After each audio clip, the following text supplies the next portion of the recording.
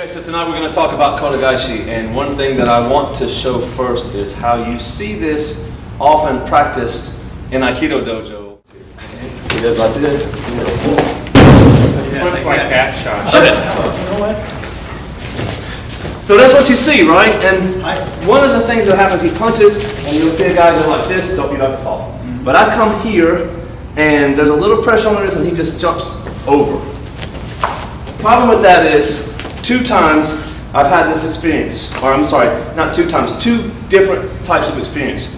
One was a guy who was a bricklayer, and you do this to him, don't move. Make a fist, don't move. You can't. If all you do is try to twist his wrist, it won't go. You have to take his balance first.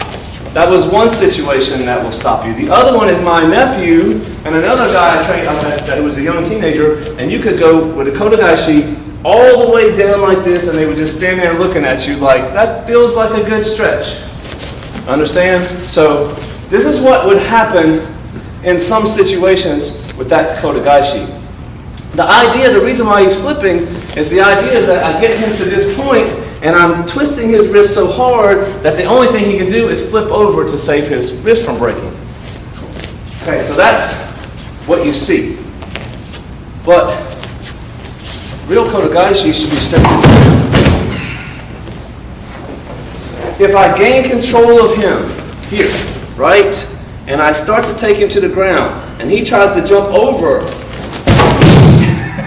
it won't work. So the only time that flippy flip stuff works is if I'm going out here and allowing him to jump over, and that's not a good strategy. So how do we fix that? Well, we need to understand that the Kote-gaeshi is a body technique, not a wrist technique. Okay? If I go here and focus on the wrist, thinking that the wrist is going to do it, I'm not doing enough. I'm focused on the body. And in order to do that, I need to direct his energy through his shoulder. See that? Okay. So we'll start with a very basic Kote-gaeshi from a grab. This will be much easier. Yep, this is probably the easiest one to start with. And all we're going to do is walk to the side here. We do the same footwork we did with the Aikido last week. I'm going to turn and cut here, but I'm not going to go to the outside like this. I'm just going to go here. And if you can, you don't have to take falls on this one. You can take the fall.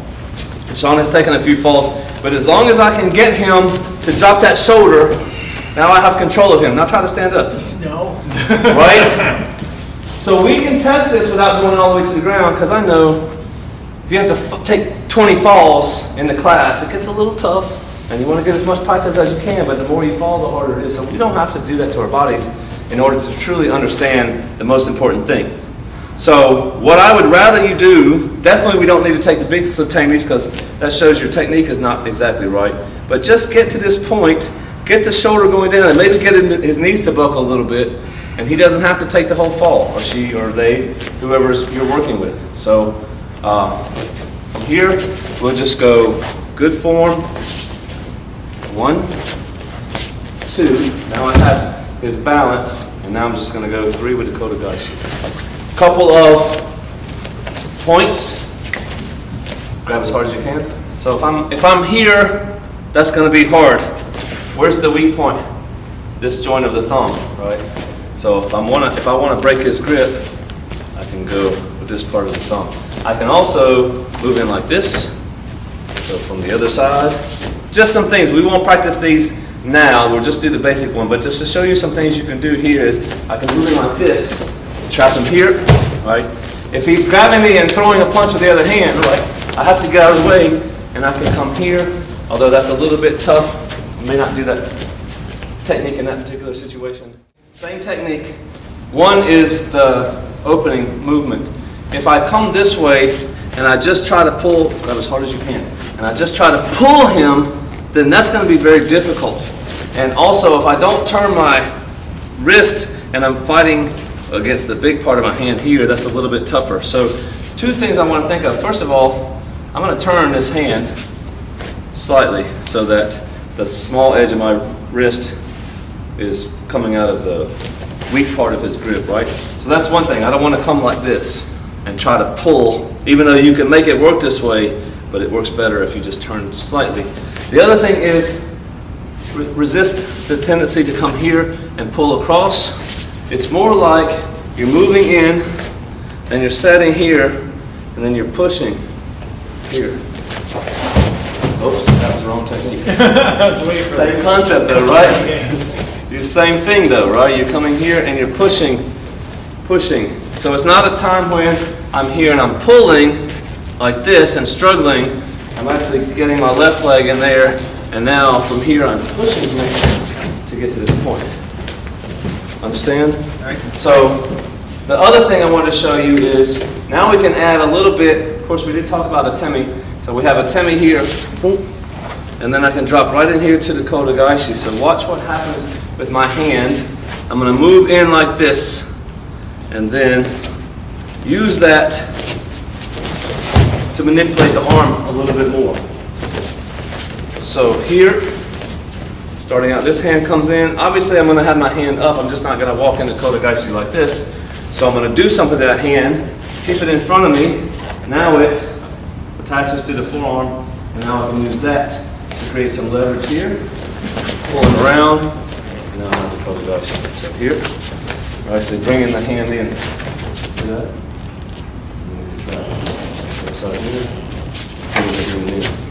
So this is kind of like if he punches, right? See the slope. If he punches, I come in like this, and let the hand fall. If he grabs, I do the same thing. Come in like this, same movement. So that when he punches, I just don't have the same, but I'm doing the same. Okay. One more time slowly. Here, we come around. Bring this hand in here, create some leverage. This hand can fall into place. And then turn it around like that. One other thing, ma-ai. If I come out like this, I'm too far away from him. Not going to work. Very similar to the Aikido we did last week. You want to get more in close. Control his balance. If he moves, move with him. Why do I need to be close? Because I need to control his balance and his weight. I can't control his balance and his weight from out here. Got it? I have to move in close to him to control his balance and his weight. So, Kote-gaeshi in Aikido, just so you guys know, is thumb between the ring finger and the pinky finger, and then I press the bottom of his fingers, not the top, because then we're just folding together, but the bottom to apply more pressure. You will see in a lot of jiu-jitsu styles and some other martial arts where they put the two thumbs here, and we have since changed that. And Daite-ryu, I think they do it this way as well. So O-sensei maybe got this from Daite-ryu. I can't say for sure though, but this is how we do it, and this is how I've seen it before in jiu-jitsu. But if you'll notice there's an advantage here because I can get just as strong a grip here, and then this hand stays free, right? So instead of committing both hands to this, I can have one hand here and the other hand doing whatever, protecting, striking, whatever I need. Go from the same side grab, and I'm going to do something a little different. So for this one, I'm going to go middle block, all right? Middle block punch. This is important because if he's coming with that hand, I need to punch like this. My punch acts as a block and a strike, so I'm going to come a little bit wider with it. See that? So that no matter what happens, boom, I'm covered. And then I come in here, and I take the Kote-gaeshi. So here, boom, and then I'm going to come around here, catch.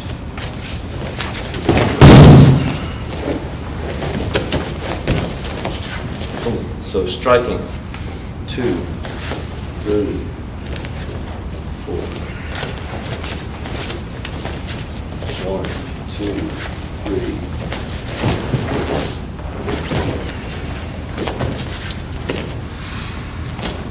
That part, where's the weak point?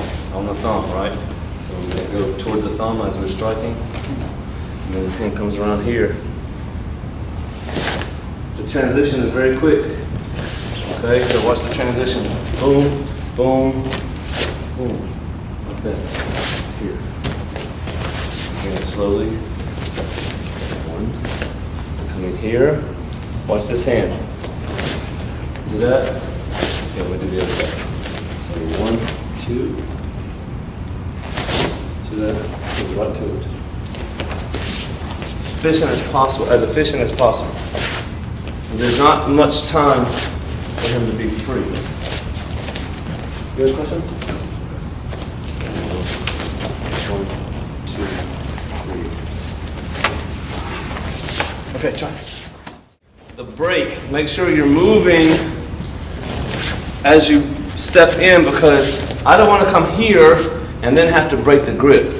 The grip break is already happening here, right? So by the time I get to this point, I should have already broken his grip. So if I get to here and he's still holding on pretty tight, I need to put more pressure, more force toward that thumb so that I can get him off in this way.